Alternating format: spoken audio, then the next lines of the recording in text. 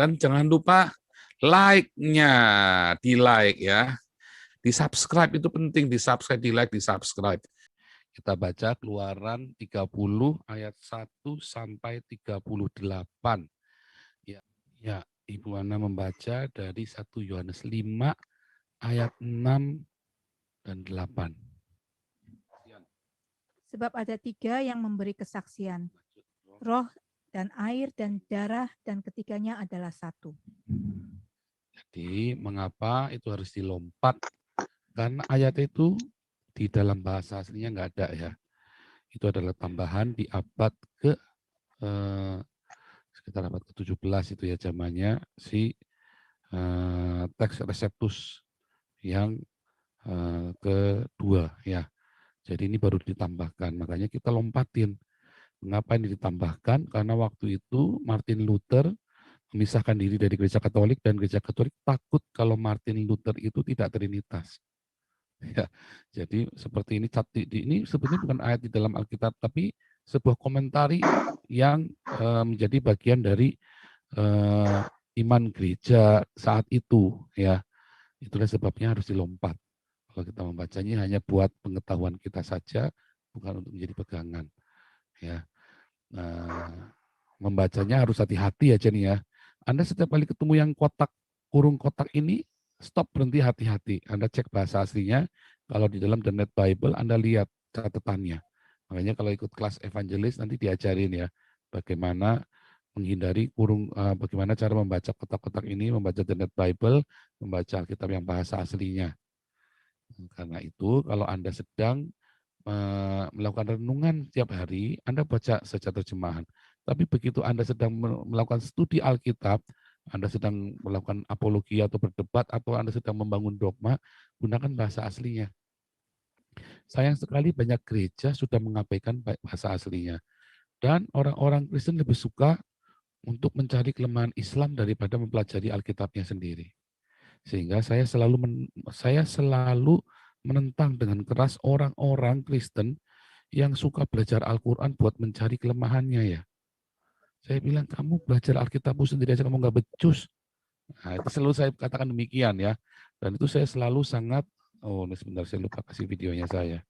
Dan saya selalu warning itu kepada rekan-rekan saya. Ya, nah, hari ini Anda lihat bagaimana ya kan menghindari ayat ini. Tadi ya, kenapa saya menghindari? Karena itu menjadi jebakan Batman bagi Anda nanti ketika Anda sedang studi Alkitab. Ya, begitu ya.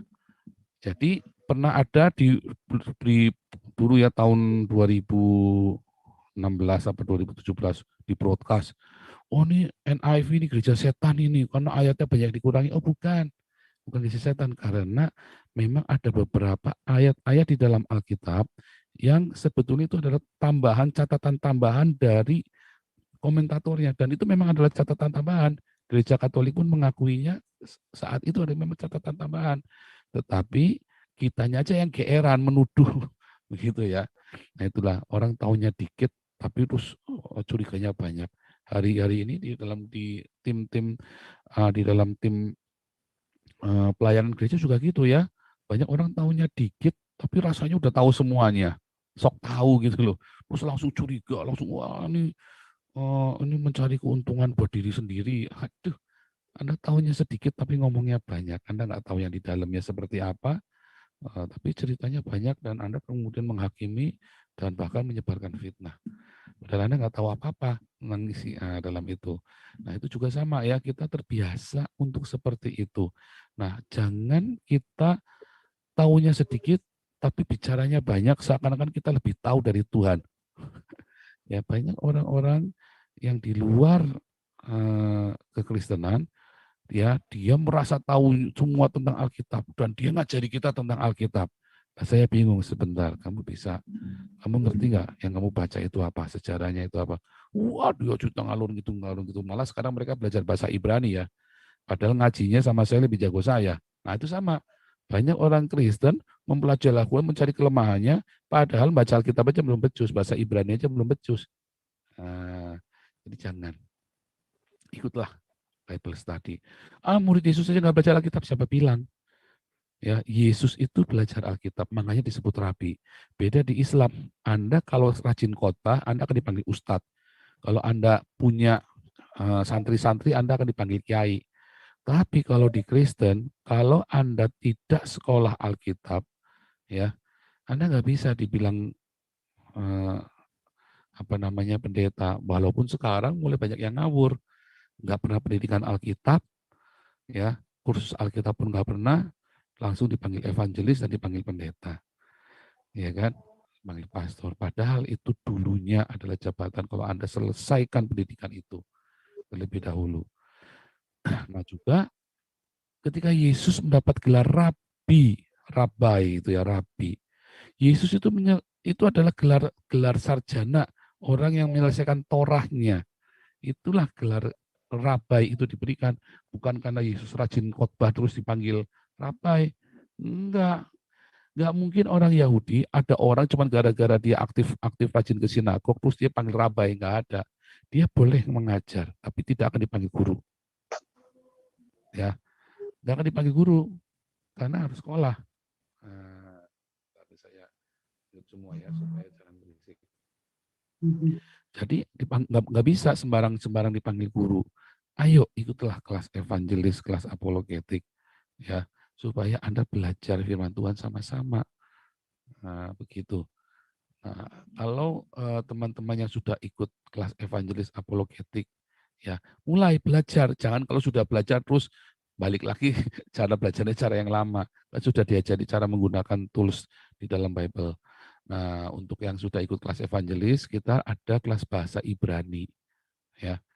Anda supaya kita paling enggak kita baca, kita ngerti. Mungkin Anda nggak usah tahu gramatikal, baca ngerti dulu aja. Ya, baca itu tahu cara bacanya karena kita ada tools-nya. Puji Tuhan ya, orang Kristen itu punya membangun banyak sekali cara-cara untuk belajar. Itu tadi parsing, eksegesa ya, dalam bahasa Ibrani dan bahasa Yunani. Nah, kita hari ini kita mau singkat aja. Di dalam Keluaran 30 disebutkan 3 tadi. Darah, air, dan minyak urapan. Dan minyak urapan itu kalau kita membaca di dalam 1 Samuel 16, Anda akan menemukan Daud itu diurapi ya, diurapi oleh Samuel, dan di dalam ayat 13 disebutkan Samuel mengambil tabung tanduk yang berisi minyak itu dan mengurapi Daud di tengah-tengah saudara-saudaranya. Lihat, sejak hari itu dan seterusnya berkuasalah roh Tuhan atas Daud. Lalu berangkatlah Samuel menuju Rama. Itu bukan sembarang minyak. Anda bisa bikin sendiri dan kasih orang terus orang itu penuh dengan roh Tuhan. Enggak, itu harus ada orang-orang yang sebelumnya dipenuhi roh kudus dan dia mengurapi orang lain dan orang lain itu akan dipenuhi roh kudus. Nah, apakah minyaknya itu yang bikin roh kudus? Oh, bukan. Kita balik lagi, perjanjian lama adalah sebuah simbol. Ya, adalah sebuah simbolisasi. Ya, perjanjian lama adalah sebuah simbol dari kerohanian. Jadi kalau Anda melihat minyak urapan, maka kita tahu bahwa itu lagi cita Roh Kudus. Nah, tetapi bukan berarti Anda sekarang, ya kalau tadi kan dibilang minyak urapan itu untuk mengurapin pintu bait suci, kemah suci. Tetapi hari ini banyak orang menggunakan minyak urapan buat mengurapi mobilnya. Lucu sekali, padahal kalau Anda lihat di dalam perjanjian baru, minyak urapan itu hanya digunakan buat orang sakit. Di dalam era perjanjian baru, minyak urapan itu digunakan untuk mengurapi orang sakit. Bukan minyak urapan dikutuk-kutuk biar orang sembuh, bukan. Mana ada minyak nggak? Minyak ini dipakai, misalnya ini minyak ya. Ini benar-benar minyak untuk obat. Ya, minyak itu diurapkan mungkin ya. Diurapkan benar supaya dia seger, supaya dia itu nggak mual, supaya dia itu, dan minyak itu dibuat memang untuk obat. Ya macam begini ya. Nah, semua bangsa punya ramuan obatnya sendiri-sendiri, ramuan minyaknya sendiri. Jadi minyak itu bukan dipakai buat supaya kamu dipenuhi Roh Kudus, diurapi minyak. Nanti dikit-dikit latah, dikit-dikit diurapi minyak, dikit-dikit diurapi minyak. Dulu saya begitu ya, dikit-dikit diurapi minyak.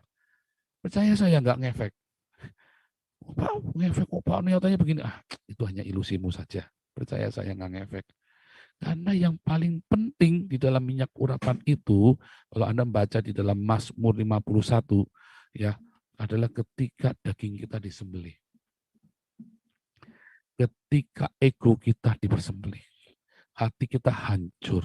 Hati kita remuk karena pertobatan. Karena pertobatan. Bukan karena perobatan. Maksudnya, aduh sakit-sakitan, aduh hati ini remuk datang sama Tuhan, Tuhan ngurapi. Enggak begitu.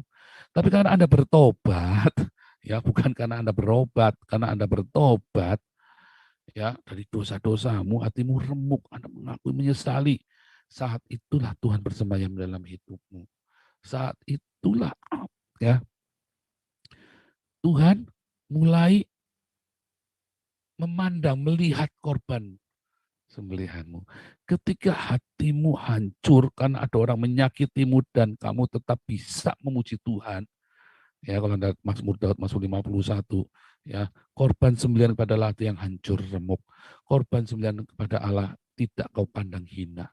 Saat hati kita hancur remuk, saat kau disakiti, saat engkau diomelin ya tanpa bersalah, dituduh, saat engkau difitnah, ya kita nggak membalas, tapi kita bilang, Yesus engkau baik, sungguh baik.